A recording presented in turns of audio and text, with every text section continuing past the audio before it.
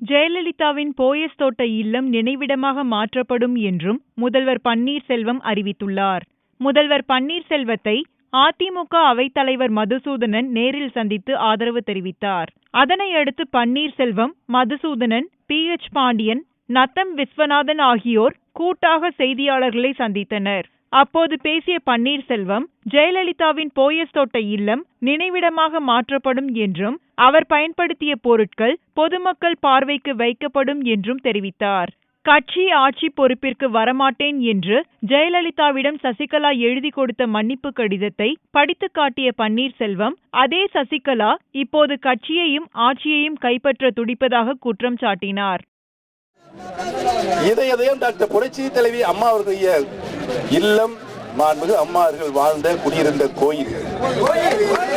இன்றைக்கு அந்த குடியிருந்த கோயிலை அம்மா அவருடைய நினைவாக, நினைவு இல்லமாக மாற்ற வேண்டும். அம்மா அவர்கள் பயன்படுத்திய ஒவ்வொரு பொருட்களையும் அங்கு மக்களுடைய பார்வைக்கு வைத்து எத்தனை நூறாண்டுகள் ஆனாலும் மாண்புமிகு அம்மாவுடைய அத்தனை பொருள்களும் பொக்கிஷமாக பாதுகாக்கப்பட வேண்டும்.